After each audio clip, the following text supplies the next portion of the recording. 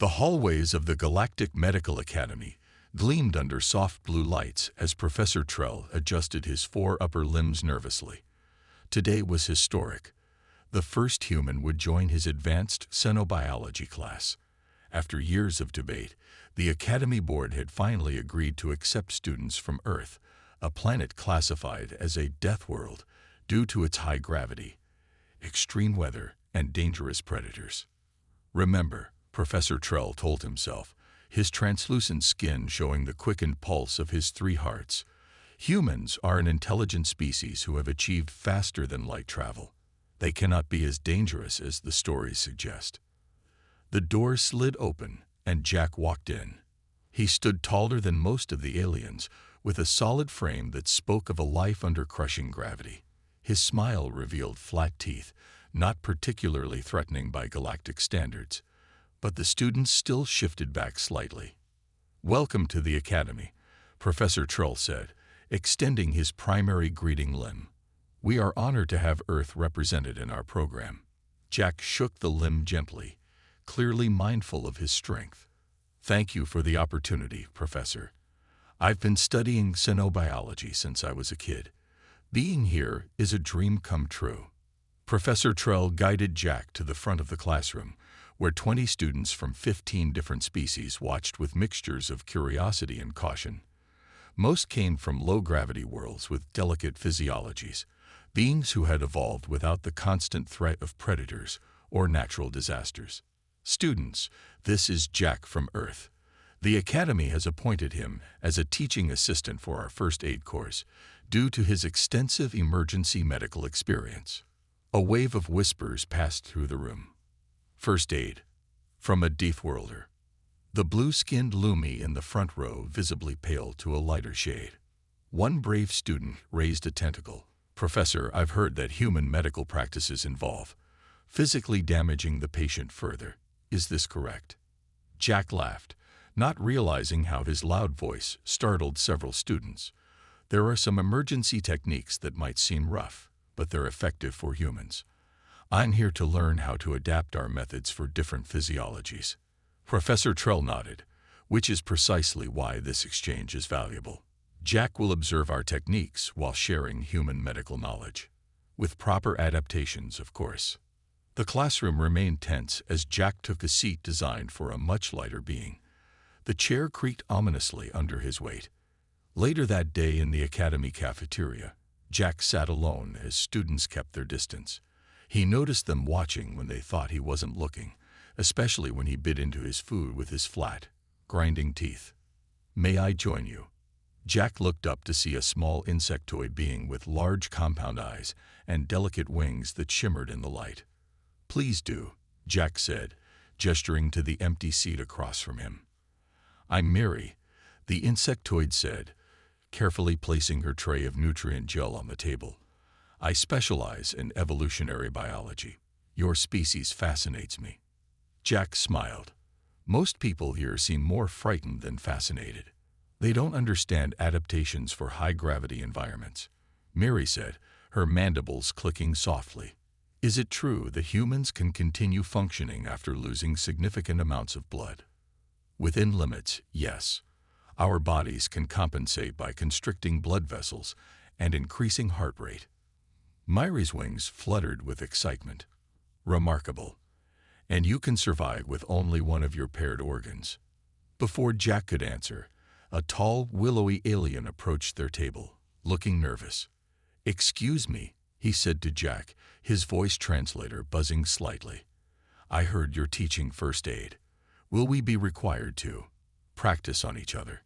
Jack could see the fear in the alien's 4 eyes. "Don't worry. I'll mostly be demonstrating on medical dummies and teaching theory. Everything will be adapted for different physiologies." The alien nodded but didn't look reassured as he walked away. Miri's antennae twitched with amusement.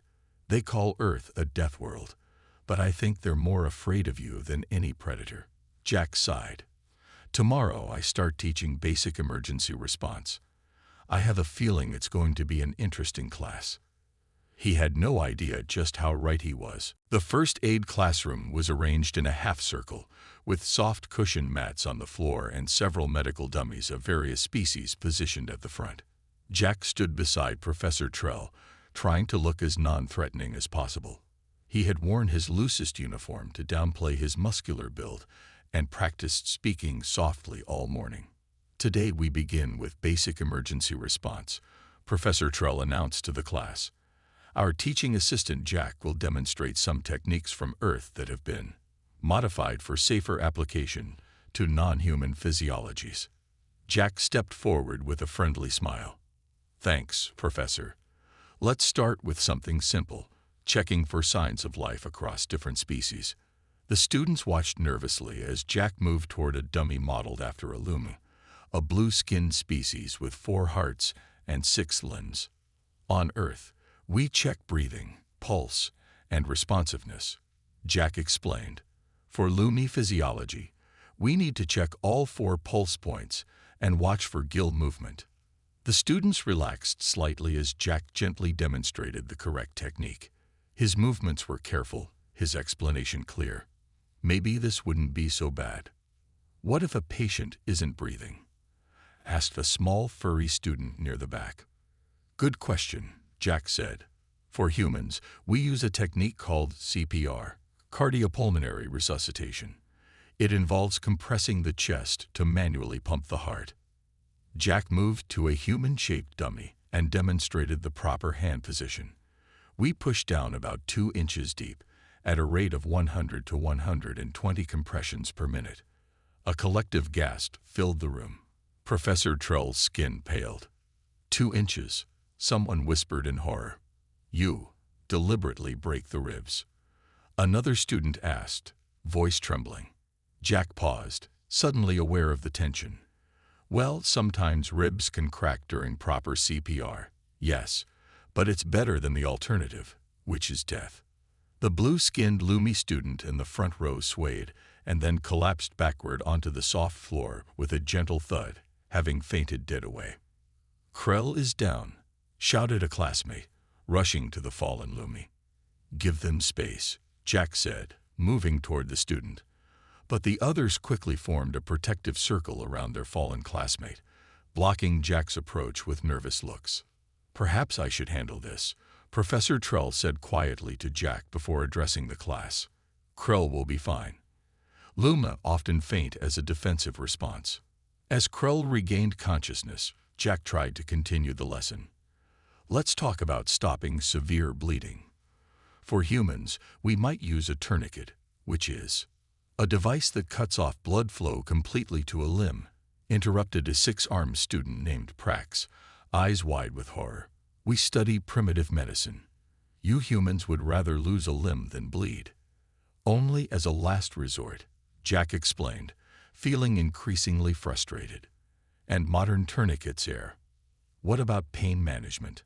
asked another student, cutting him off. "Do you humans just endure it?" Jack sighed. "We have pain medications, but yes, in emergency situations, treating life-threatening injuries takes priority over pain." The room filled with shocked murmurs. Jack caught fragments of conversation. "Barbaric. How do they live like that? Deathworlders are terrifying." Professor Trell stepped forward, his professional demeanor slightly strained. "Thank you, Jack. Perhaps we should move on to non-invasive monitoring techniques." By the end of the class, Jack had only managed to cover the most basic first aid concepts, and even those had caused distress. As the students filed out, many gave him a wide berth, as if he might suddenly demonstrate a tourniquet on them. Only Miri stayed behind, her compound eyes reflecting the light as she approached Jack. "That was fascinating," she said. "They don't understand because they've never faced true physical danger." Jack ran a hand through his hair. "I didn't expect such a strong reaction. On Earth, these techniques save lives every day. On worlds with peaceful evolutionary histories, most species never develop your resilience," Miri explained. "What seems like basic survival to you seems like torture to them." Professor Trell returned to the classroom, looking troubled. "Jack, Perhaps we should reconsider our approach. The students found today's material rather intense. Jack nodded, understanding the challenge ahead was greater than he'd anticipated. Tomorrow I'll start with something gentler, maybe bandaging techniques. But as he packed up his teaching materials, Jack couldn't help wondering how these fragile aliens would react to the rest of human emergency medicine. If basic CPR caused a fainting spell, how would they handle the concept of field surgeries or emergency childbirth? By the third day, the rumors had spread throughout the entire academy. Students from other departments made detours past the medical wing, hoping to catch a glimpse of the violent human medic. In the dining hall, conversations fell silent when Jack entered, and empty seats mysteriously appeared around wherever he chose to sit. Jack tried to focus on his own studies, but it was hard to ignore the whispers that followed him. I heard he breaks bones as a healing technique, one student murmured to another as Jack passed in the hallway. My roommate said humans cauterize wounds with fire in emergencies. Another replied with a shudder that rippled through all 6 of their tentacles. Even his revised lesson plan for the first aid class had gone poorly. When Jack demonstrated how to make a simple sling for an injured limb, a tall, reed-thin student had asked in horror, "You immobilize the limb completely. Wouldn't that cause severe psychological distress?" Jack had tried to explain that preventing further injury was the priority, but the concept seemed foreign to beings who had evolved with rapid healing abilities and minimal predation. In the academy library, Jack searched the database for information on the medical practices of various species, hoping to better understand their perspective.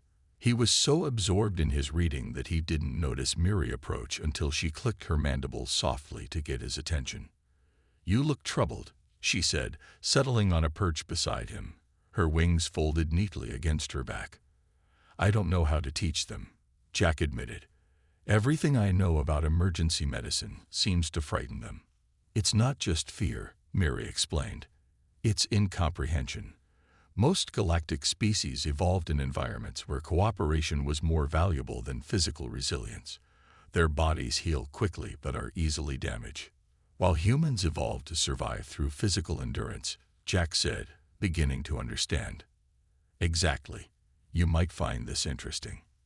Miri tapped a few commands into the library console, bringing up an image of a 6-limbed predator. "This is from my homeworld. When injured, my species can detach limbs that will later regenerate. The concept of preserving damaged parts is foreign to us." As they talked, Prax, the 6-armed student from the first aid class, approached cautiously. He hovered at a safe distance, all 6 of his eyes blinking nervously. "Excuse me," Prax said finally. "Is it true that humans can survive losing half their blood volume?" Jack was surprised by the direct question. "In some cases, yes. Our bodies have various compensation mechanisms. And you can continue functioning with broken bones. If necessary, though it's extremely painful." Prax's eyes widened even further. "Our bone structures would collapse completely. We wouldn't be able to move at all." He hesitated, then asked, "Is it true that human children deliberately play games where they might get injured?" Jack smiled, remembering his childhood. "We call it rough and tumble play. It helps develop coordination and teaches risk assessment." Prax looked both horrified and fascinated. "On my world, the adults form protective circles around children at all times. The idea of letting them risk injury is unthinkable." After Prax left, looking thoughtful, Miri turned to Jack. "See, they're curious, despite their fear." "Maybe that's my approach," Jack said. "Instead of trying to teach them human techniques directly, I could explain the evolutionary advantages first." The next day, Jack arrived at class with a new plan. But before he could begin, Professor Trell pulled him aside, looking grave. "There's a problem," the professor said quietly. "Some students have filed a formal request to have you removed from the teaching position. They claim your methods are too dangerous to learn." Jack's heart sank. "I've modified everything to be as gentle as possible." "I know," Professor Trell's skin rippled with sympathy. "But the Academy Board is concerned. They scheduled a review for next week. What happens then? They may ask you to return to Earth. Jack nodded, trying not to show his disappointment. As he turned to face the class, he noticed how they watched him, like he was some dangerous creature that might pounce at any moment.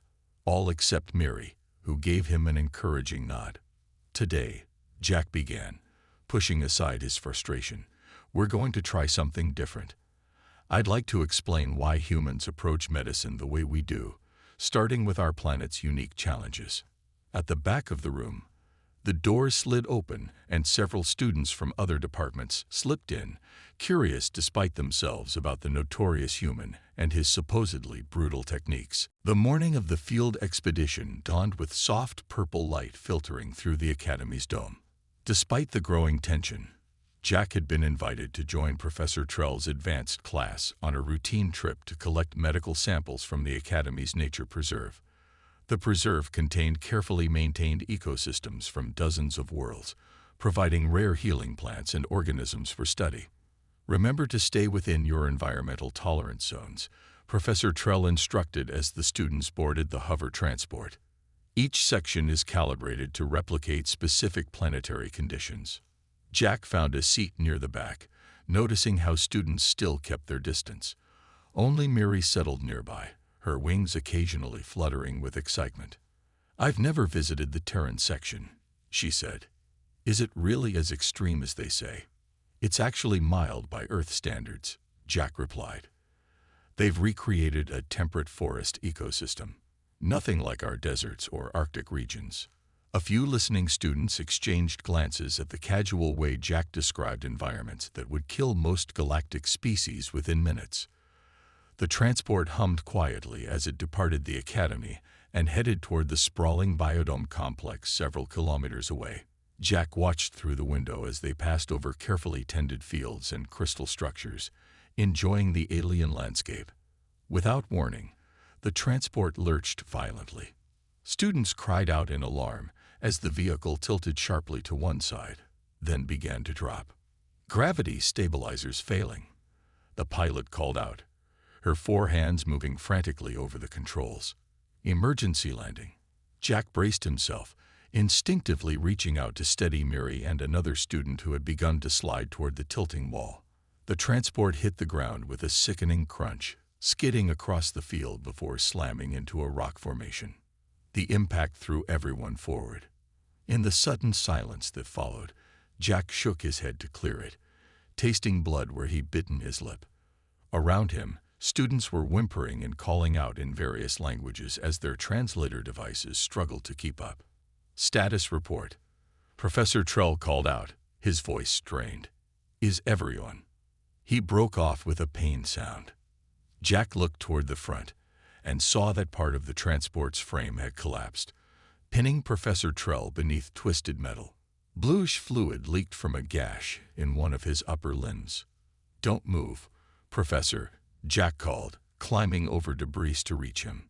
The other students were in various states of injury and shock. None seemed ready to take charge. The emergency beacon, Professor Trell gasped. Activated. Jack found the beacon on the damaged control panel, but the indicator light remained dark when he pressed it. It's damaged. How far are we from the Academy? Too far to carry injured, the professor said. The communication array. Try to contact. A student with transparent skin approached, moving gingerly. I checked the comm system. It's offline. Their skin showed their racing pulse and spreading patches of internal bruising. Jack surveyed the situation quickly. At least 15 injured students, damaged systems, and no immediate help coming. The medical supplies on board were designed for specimen collection, not trauma care. Listen up, Jack said, his voice cutting through the panic. I need everyone who can move to gather near the center of the transport. To his surprise, the students complied immediately, their fear of him apparently overridden by the emergency. Jack noticed Miri organizing those who were less injured to help others. Her exoskeleton had protected her from serious harm. We have multiple injuries and no comms, Jack explained. Help won't know we need rescue for hours when we fail to return. "What can we do?" asked Krell, the Lumi student who had fainted during Jack's first demonstration. One of Krell's 6 limbs hung at an odd angle. "I need to stabilize Professor Trell first, then assess everyone's injuries," Jack said. "I'll have to use some human first aid techniques, adapted as best I can for your physiologies." The students exchanged nervous glances. "You mean the techniques you taught in class?" Prax asked, all 6 eyes wide with fear. "The ones with the braking and the pressure." Jack nodded gravely. "Those techniques might seem harsh, but they were developed for situations exactly like this. Emergencies where advanced medical care isn't immediately available." A tense silence fell over the group. Finally, Mary stepped forward. "I'll assist you," she said firmly. "Just tell me what to do." Jack gave her a grateful look before turning back to the others. "I promise to be as gentle as possible, but right now, our priority is keeping everyone alive until help arrives." From beneath the twisted metal, Professor Trell spoke weakly. "Listen to Jack. This is why we wanted a human perspective at the Academy." The students looked at their injured professor, then back at Jack. Slowly, reluctantly, they nodded. "Let's begin," Jack said, moving toward the emergency kit strapped to the wall. "We have a lot of work to do." Jack assessed the twisted metal pinning Professor Trell. The professor's breathing was shallow, and the blue fluid, his version of blood, continued to leak from his injured limb. "I need to lift this beam," Jack said. "Miri, once it's up, help the professor slide out. Be careful not to twist his body." "It's too heavy," Prax warned. "That's structural metal." Jack didn't reply. He positioned himself at the right angle, planted his feet firmly, and gripped the metal beam. The muscles in his arms and back tensed as he took a deep breath. With a grunt, he heaved upward. The metal groaned but lifted. The students watched in stunned silence as Jack, red-faced and straining, held the beam that would have taken 3 or 4 of them working together to budge. "Now," he gasped. Miri and 2 others quickly pulled Professor Trell free. Jack lowered the beam carefully and then immediately knelt beside the professor. "Pressure point for your species is here, correct?" Jack asked, placing his fingers gently on a spot where several of Trell's circulatory vessels converged. The professor nodded weakly. "Correct. The fluid loss must be stopped." Jack worked efficiently, using supplies from the emergency kit to create a pressure bandage adapted to Trell's anatomy. His hands moved with practiced precision, despite never having treated this species before. "Krell," Jack called to the Lumi student with the injured limb. "You're next. That arm needs to be immobilized." As Jack moved from student to student, the aliens watched with growing amazement. He fashioned splints from broken pieces of the transport's interior. He cleaned wounds with purified water when proper antiseptics weren't available. For a student with 4 damaged breathing tubes, he crafted a device from emergency oxygen supplies that helped keep the passages open.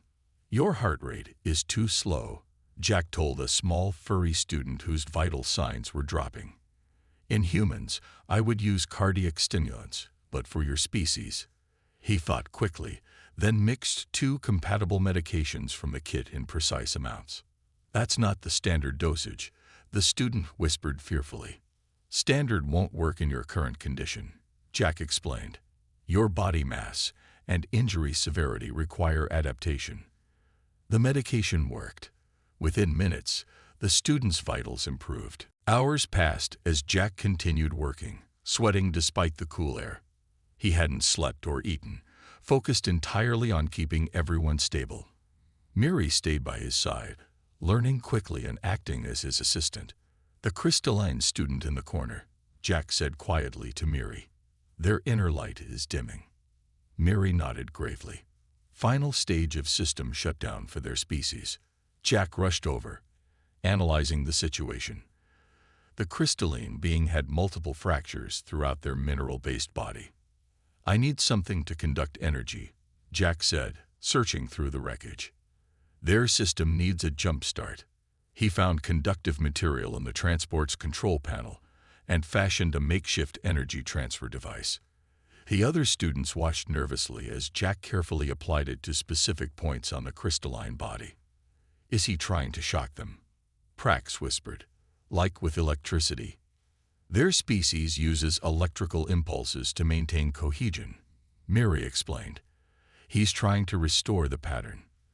The crystalline student's inner light flickered, then steadied, growing stronger.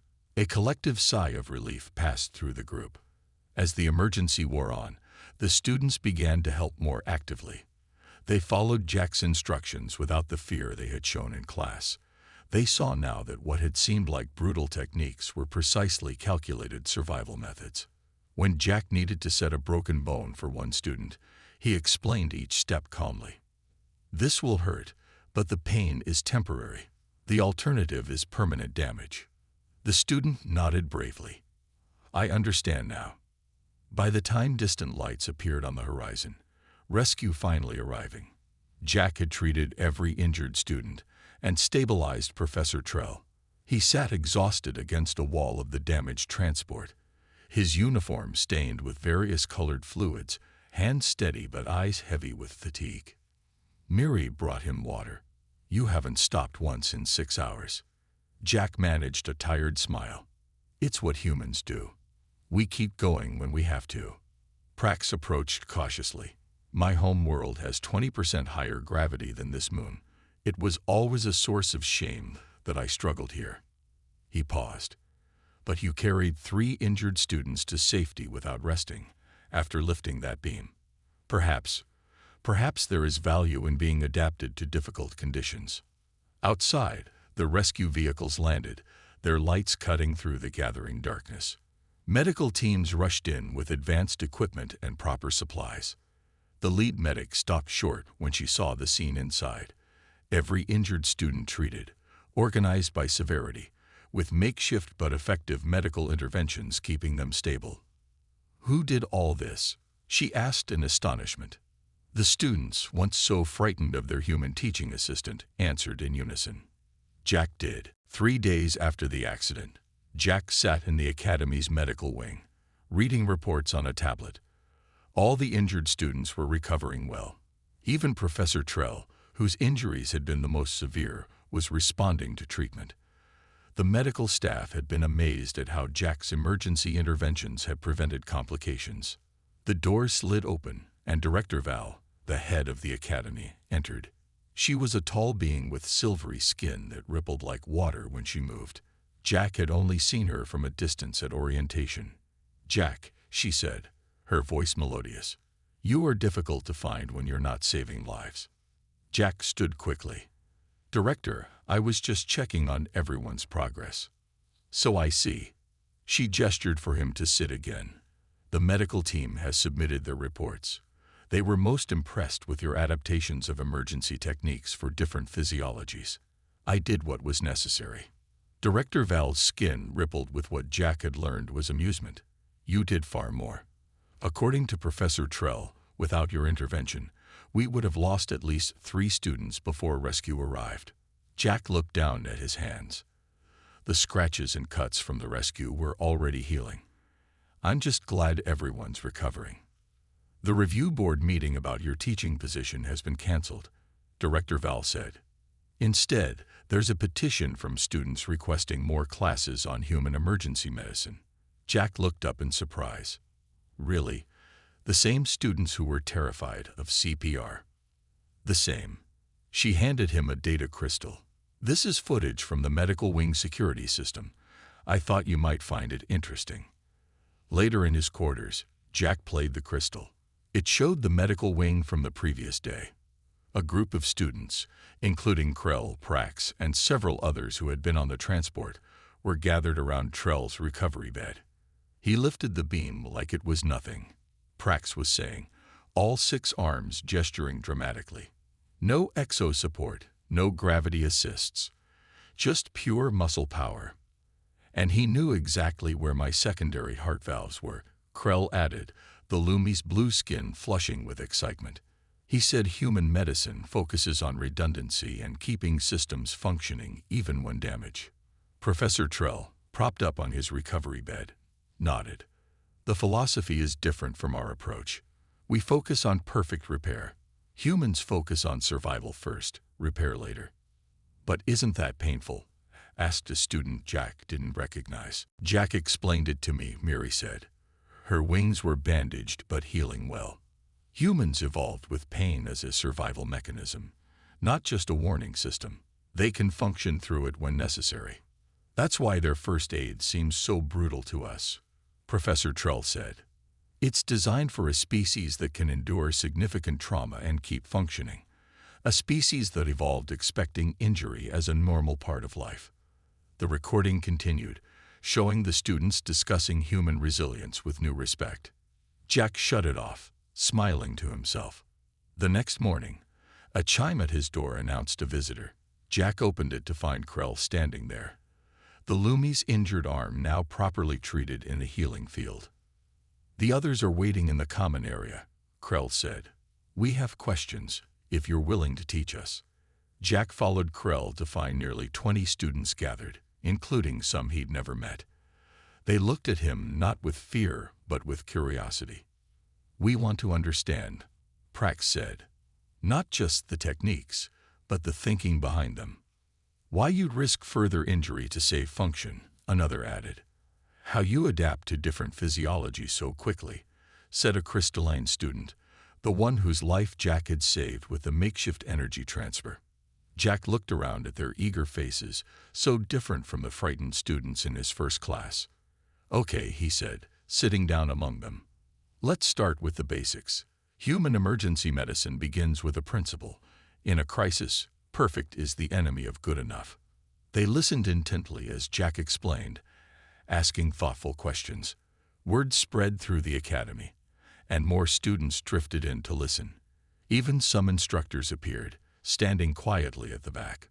When Jack demonstrated a splinting technique on a volunteer, there were no fainting spells, only focused attention and careful notes. Later, walking back to the medical wing to check on Professor Trell, Jack felt a new sense of purpose. What had begun as a terrifying cultural misunderstanding had transformed into something valuable, a true exchange of knowledge. Professor Trell was awake and sitting up when Jack arrived. My students tell me you've become quite popular, the professor said, his color much improved. I think they finally understand what I was trying to teach them, Jack replied. No, Trell said, his voice serious. They understand something more important, that what seems frightening in the classroom may be exactly what's needed in a real crisis. That's a lesson many of us needed to learn. 1 month after the accident, the main lecture hall of the Galactic Medical Academy was filled to capacity. Students from every department crowded the seats, with some even standing along the walls. At the front, a newly recovered Professor Trell stood beside Jack, both wearing formal academic robes. Welcome to the inaugural session of Emergency Medical Techniques from High-Gravity Worlds, Professor Trell announced. This course represents a significant expansion of our curriculum and our understanding of medical diversity across the galaxy. Jack surveyed the crowd, hardly believing the transformation. Many of the faces looking back at him had once been twisted with fear at the mention of human first aid.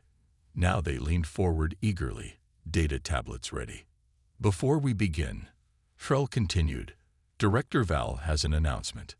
The Academy's director stepped forward, her silvery skin catching the light. The board has reviewed the events of last month and the subsequent student petition. We are pleased to announce that the Academy will be establishing a permanent exchange program with Earth and other Deathworld planets. Applause filled the room. Jack spotted Miri in the front row, her wings now fully healed and shimmering with excitement as she clapped her upper limbs together. Additionally, Director Val said, we are creating a new research division focused on cross-species emergency medicine, with Jack appointed as co-chair alongside Professor Trell. More applause, louder this time. Jack felt his face grow warm with embarrassment, but also pride. Professor Trell placed a supportive upper limb on his shoulder. When the class began in earnest, Jack started with what had become his trademark approach, explaining the evolutionary context first, then the techniques themselves. Humans develop these methods not because we enjoy suffering, he explained, but because our planet demanded survival at all costs. We learned to prioritize life over comfort, function over perfection. As the lecture progressed, students asked thoughtful questions. The crystalline student whose life Jack had saved demonstrated the energy transfer technique that Jack had improvised, now refined into a proper medical procedure. We've named it the Harper method, after Jack, the students said, their inner light glowing brightly with pride. After class, Prax approached with a small group of students from various species. We've been practicing what you taught us, he said, adapting the techniques for our own physiologies. Show me, Jack said, curious.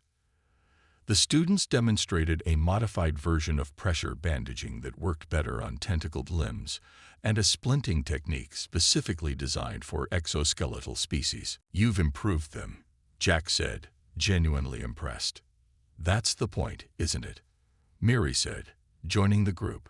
We take what works and adapt it further.